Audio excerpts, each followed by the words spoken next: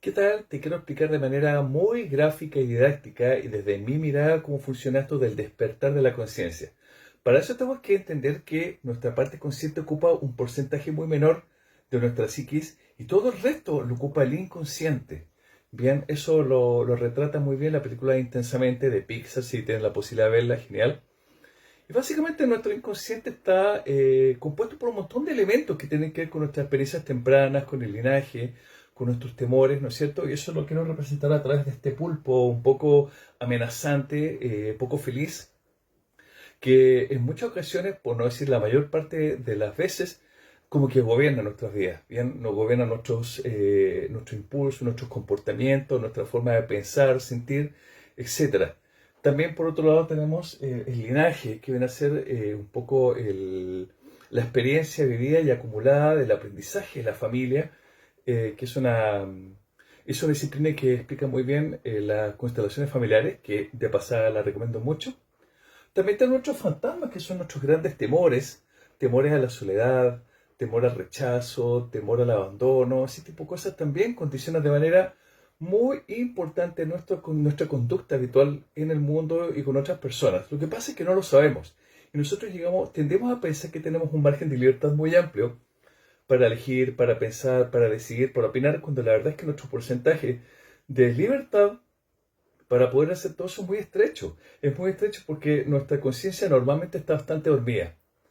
Ni hablar de nuestra niñería o niño herido, como aparece acá abajo, ¿no es cierto? Que vendría a ser tal vez uno de los elementos más importantes de lo que al menos yo conozco, que condiciona nuestro comportamiento. Entonces, ¿cómo es esto del despertar de la conciencia? Y acá vamos a lo que me importa a mí. Primero que nada, creo que para poder hacer un abordaje, una indagación acerca de lo que es nuestra psique y nuestras sombras más oscuras, tenemos que ser bastante valientes. Por eso aparece como la figura, ¿no es cierto?, el guerrero con una espada, ¿no es cierto?, bien preparado, bien entrenado, y sobre todo con mucha valentía para poder sumergirnos en ese mundo, que en la mayoría de los casos aparecen cosas que nosotros no queremos ver de nosotros mismos.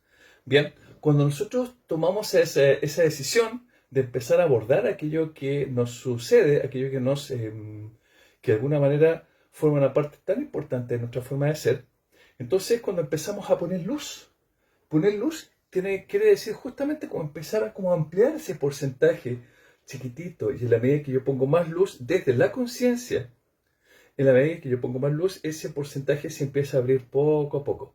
Pero en la medida que nosotros lo vamos abriendo, empiezan a ocurrir cosas curiosas, que empiezan a pasar cosas que no queremos ver. Y por eso es importante, ¿no es cierto?, esa valentía y la determinación para ir a sumergirse ahí donde normalmente no queremos meternos. Entonces, cuando hablamos del despertar de conciencia, en el fondo hay un montón de elementos que van a formar parte de un montón de herramientas que te quiero explicar a continuación de manera bastante breve. Bien, primero que nada, puede ser a través de la lectura. Hay mucha lectura de la categoría autoayuda, no me gusta. Podría hablar más bien de desarrollo personal, que realmente permiten al menos dar los primeros pasos. Y muchas veces estos libros son como una pequeña ventanita que nos abre un mundo desconocido para nosotros y en el cual nos queremos meter por primera vez en nuestras vidas, o de alguna manera tal vez condicionados por algún accidente, una pérdida, una ruptura de pareja, lo que quiera que sea, ¿no es cierto?, que nos lleva a sumergirnos en dolores muy importantes y desde los cuales nosotros empezamos a atrevernos a observar algo que probablemente nunca antes hemos visto. Entonces aparece, ¿no es cierto?, por un lado la literatura, después ejercicios. Hay un montón de disciplinas, desde el bienestar, partiendo por el yoga, reiki, tai chi, constelaciones familiares, meditación, mindfulness, biodanza, etcétera. La verdad es que hay un mundo muy amplio, muy vasto de herramientas que nosotros podemos utilizar justamente para poder empezar a sumarnos ahí donde tal vez jamás lo hemos hecho. Y eso es lo bonito, que es una aventura súper significativa y puede ser tremendamente transformadora. Pero para eso tenemos que ponerle tiempo, disciplina, un poco como en el gimnasio. O sea, nosotros no vamos a alcanzar, no vamos a tener grandes logros si no nos atrevemos a meternos, si no queremos dar ese paso, si ese libro no lo terminamos nunca, si ese taller que tomamos no terminamos de ir, o vamos a media, o no hacemos los ejercicios. Básicamente puede aparecer ahí también una actitud que a veces es un poco de autoengaño, de hacernos creer a nosotros mismos que estamos en un camino como de iluminación o de despertar, cuando en realidad es más que nada un autoengaño provocado por el ego, probablemente. Bien, yo conozco mucha gente que lleva mucho tiempo, y yo también en muchas ocasiones, que se lo ha leído todo, que ha ido a todos los talleres, todo el que conoce a todos los guías espirituales, ¿no es cierto? Y sigue todos los videos en YouTube, y está muy bueno, pero no terminan de verse realmente a sí mismos. Entonces, creo que es importante hacer como esa distinción y adoptar siempre una actitud muy humilde. Pues si nosotros no tenemos una actitud humilde, vamos a entrar en un periodo o en una etapa de resistencia con aquello que empezamos a ver y que no nos gusta y que lo negamos, que lo escondemos. Cuando nosotros empezamos a meternos de verdad en nuestro mundo interior de autoindagación, nosotros poco a poco empezamos a ver nuestras sombras y a reconocer nuestras sombras. Y no solo reconocerlas, sino abrazarlas, integrarlas. Eso es muy importante. No se trata, por ejemplo, si yo soy una persona controladora, que de un día para otro o después del taller voy a dejar de ser controlador. No pasa así. Lo que va a pasar es que voy a seguir siendo controlador, pero por lo menos ahora tengo un foco de luz que me permite observar cuando estoy adoptando esa actitud que claramente me cierra más puertas de las que me abre. Y eso para cualquier característica humana que nosotros consideremos una sombra y que de alguna manera nos limite. El ser controlador, el ser huraño, el ser desconfiado, el ser miedoso, el ser iracundo, etc. Ya sabemos que las sombras son muchas, pero acá de alguna manera tenemos este proceso que encuentro muy bonito. Entonces, como les decía, siempre tener una actitud positiva, siempre de alguna manera hacer esa búsqueda, hacer esa paz consigo mismo, ¿no es cierto? Y sobre todo con mucho amor propio, mucha autocompasión. Creo que eso es, yo diría, tal vez uno de los factores más importantes, la autocompasión, es decir, el perdonarme, el permitirme fallar o permitirme o perdonar ese pasado que no me gusta de mí mismo.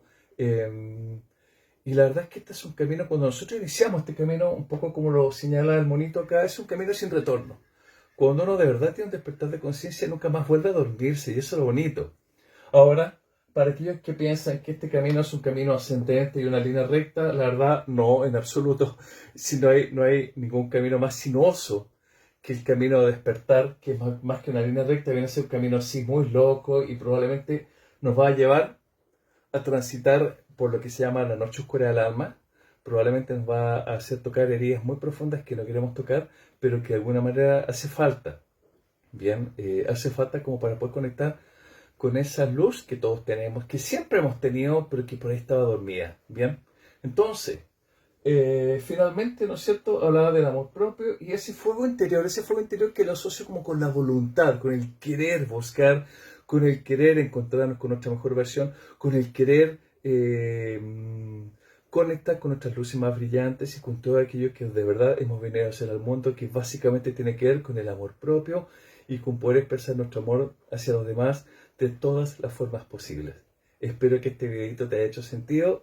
Te agradezco mucho este espacio, este tiempo. Te dejo un besito grande. Chao, chao.